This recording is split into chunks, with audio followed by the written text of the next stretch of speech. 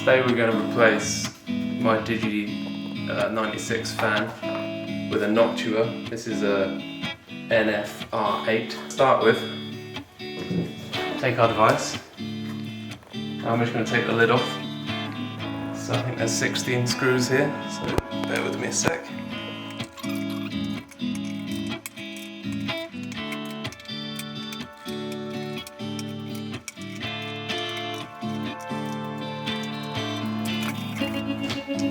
Right. So once we're in the box, as you can see, this unit is extremely dusty. So I'm going to give it a quick hoover out. Particularly you want to hoover around the connector points here and just go easy on any electronics. But first actually I'm going to remove this plate so we can access the power supply. If you look at over here, we've got the input and output modules, so your jack ins and outs, and these are in their own separated section with ribbon cables connecting it to the digital I/O and the power supply. Here is the fan that we're going to replace, so I'll just remove this now. To do this, there's a couple of screws, 1, 2, 3, and also on the outside of the case, the black 1, 2, 3.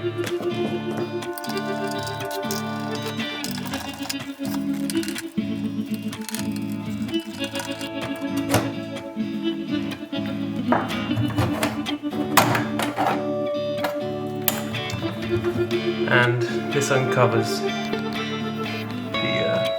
power conditioning. So over here we've got a multi-pin connector and 2-pin connector here. So first I'll just pull this guy out. This one can be a bit tough.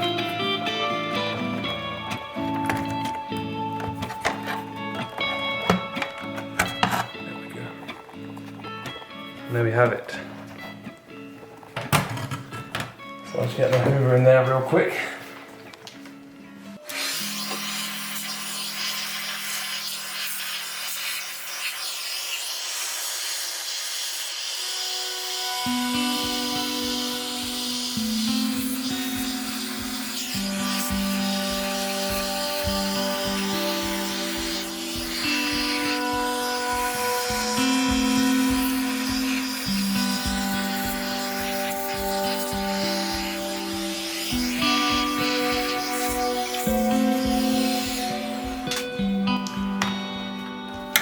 That's better. So now we're going to unscrew this fan here. So if you look on the outside of the case again, we've got the 4 silver screws.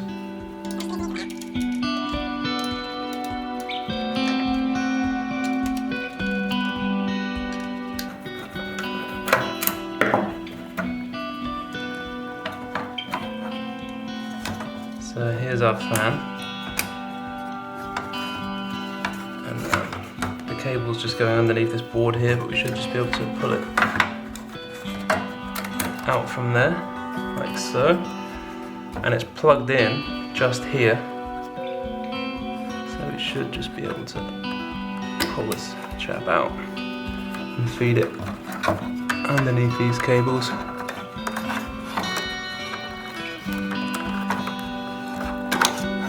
Like this. So there we have it.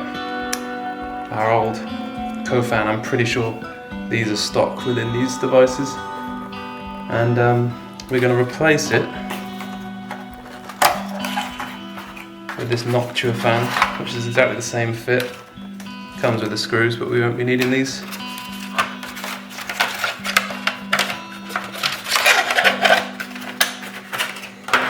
The cable in here is a little bit higher quality with a proper sheathing around it.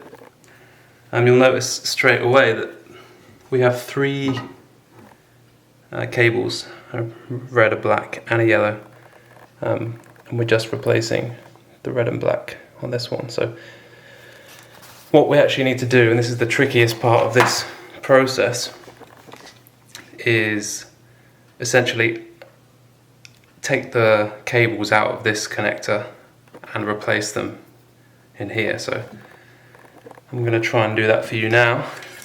So starting off with removing these. So to remove these, we need to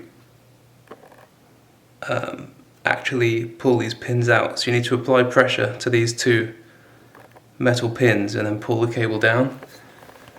I found that a fork does this quite effectively because it's shaped spot on. So we stick the fork in there,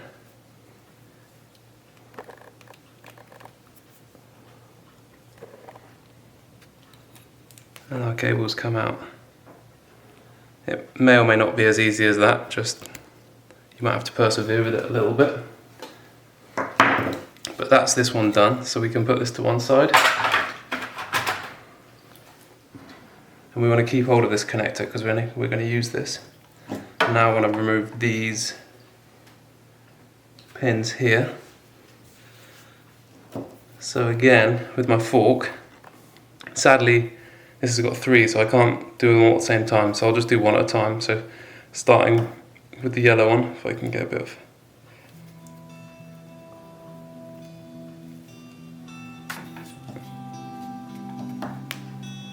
the heat shrink's pretty tight on this one.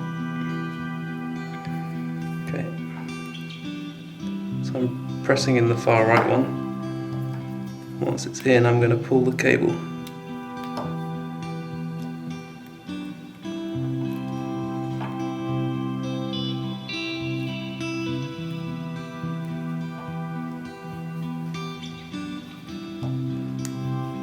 It's the yellow one, and then the red one gets pushed in.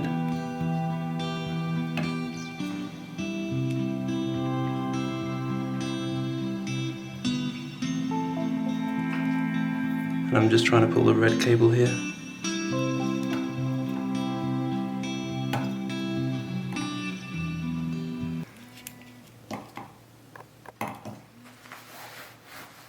Phone call.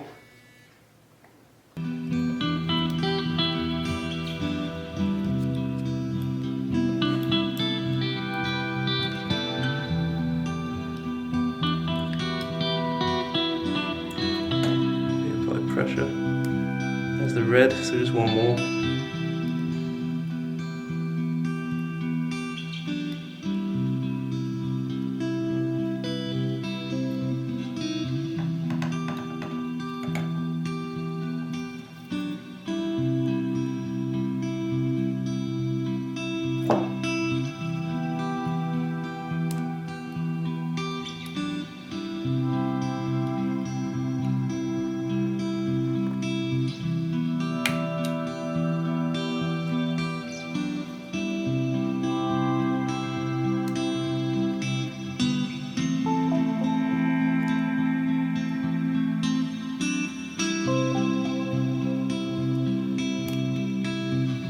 Cool, we're finally out. That one's definitely trickier than the white one.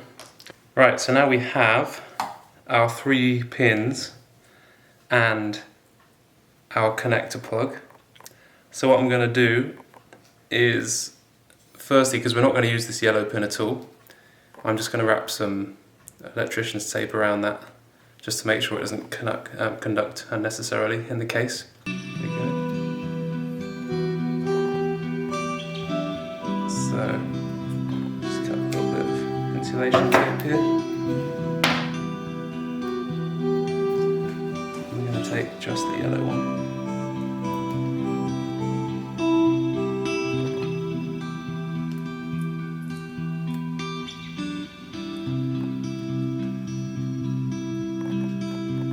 And take that up. So now we have our red and black free. And again, this is a little bit tricky, but we're going to stick them into this white one. So the pin configuration was blank, black, blank, red, if you're looking at it with the interface coming towards me. So I'm going to put those 2 in there, plonk it in. Oh, that's gone in real nice there.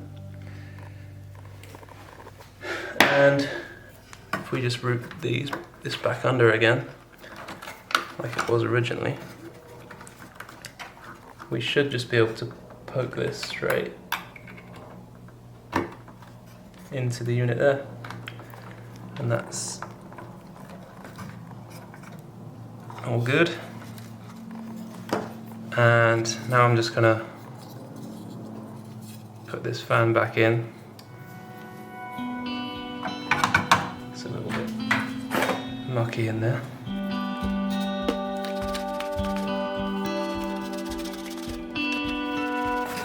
There we go. So putting the new fan in is relatively easy.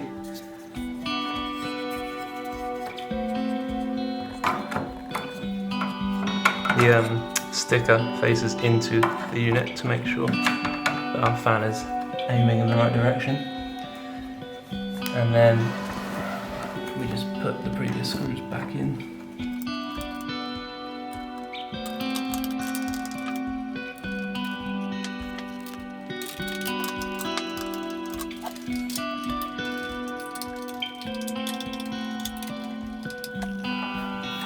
So there it is. It's in there. We want to make sure that this cable routes over the fan, just to make sure it doesn't get caught in the fan when it's rotating.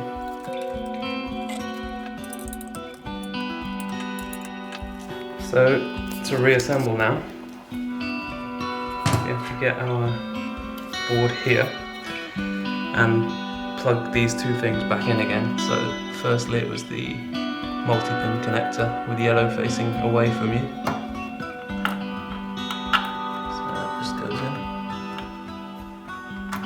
like so. Again, it's a bit of a squeeze to get that one in. And then secondly, the 2-pin just pops in like so. I'll give that a quick hoover as well whilst we're here.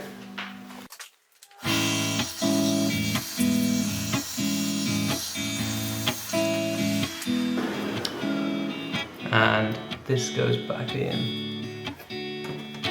Make sure this lip goes underneath the outside lip, the chassis lip, and then inside metal there. And that's how it sits. And remember, we got to screw this back in, so I'll start on the outside with a 3 long black screws.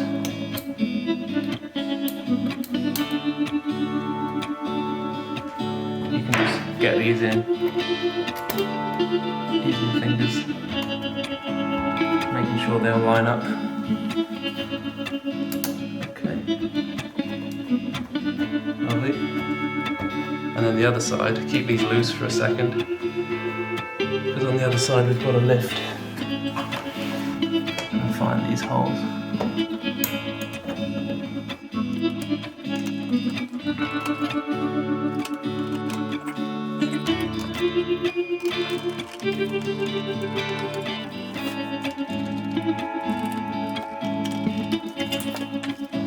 And it's just the lid.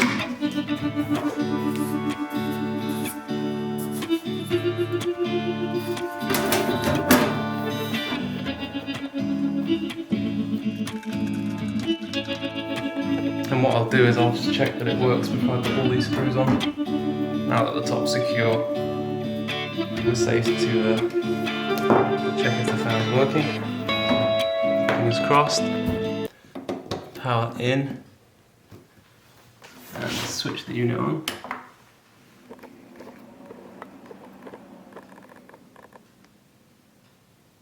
And there it is.